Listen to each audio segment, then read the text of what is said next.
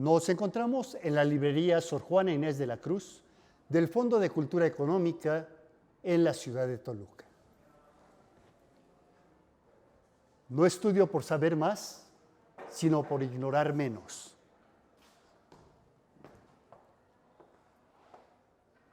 Ciudad Quebrada, de Humberto Musacchio.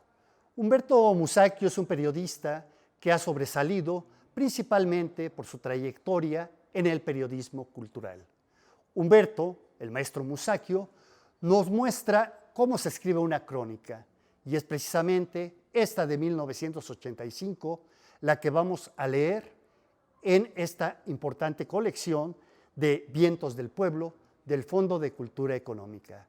¿Me acompañan a leer uno de los capítulos?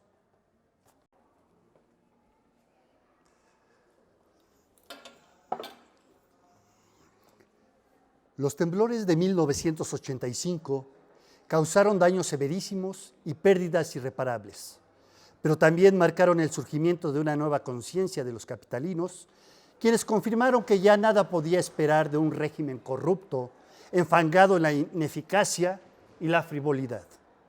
Por algunos días, los habitantes de la metrópoli tomaron en sus manos el orden y demostraron que no necesitaban de las autoridades impuestas. En medio de tan enorme desgracia, aquella sociedad decidió levantarse y se organizó para el rescate de los sobrevivientes y para desenterrar a sus muertos. Humberto Musacchio. La mañana violenta, el 19 de septiembre de 1985, empezó como un día cualquiera. Antes de las 7, en el modesto departamento de la Colonia Obrera, frente a la confluencia de Isabel la Católica, diagonal 20 de noviembre y Lucas Alamán, una abuela consentidora celebraba las ocurrencias del nieto que pasaba con ella todas las mañanas. A las 7:19, el niño percibió un extraño movimiento.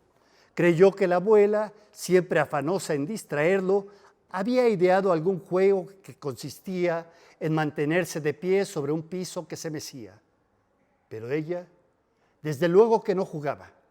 Oía sin prestar atención a la pantalla de su televisor, que transmitía por el Canal 2 su primer noticiero.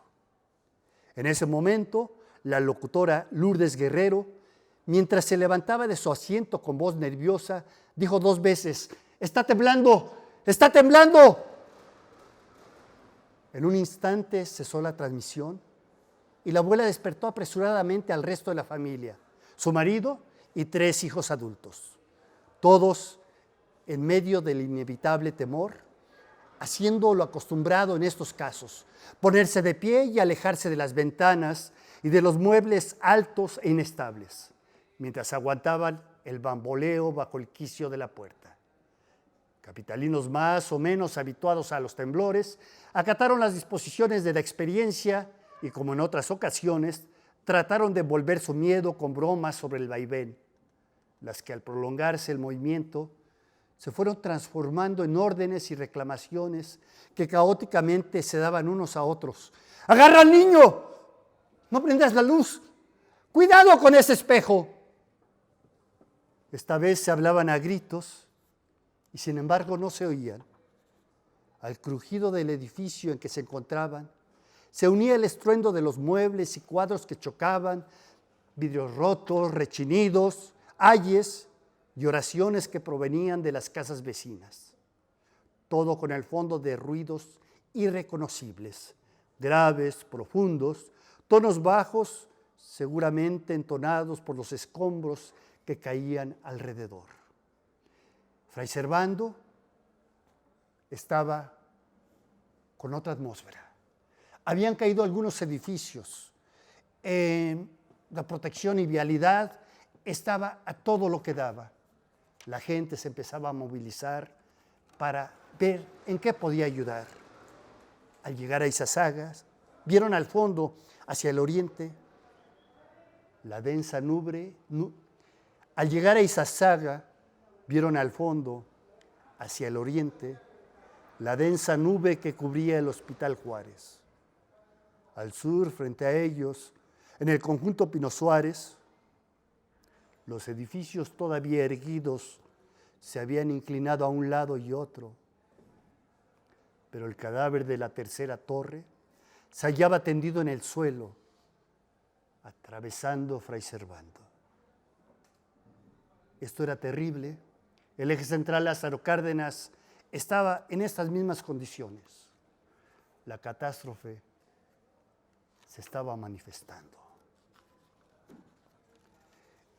El sismo duró 3 minutos y fue de 8 grados en la escala de Mercalli y de 7.8 grados en la escala Richter. Después se diría que 8.1 y hasta 8.3. Supieron también que un sistema de medición califica los efectos perceptibles del movimiento telúrico y el otro cuantifica la energía desplazada. Esta es una síntesis de Ciudad Quebrada, de la primera crónica de Humberto Musacchio.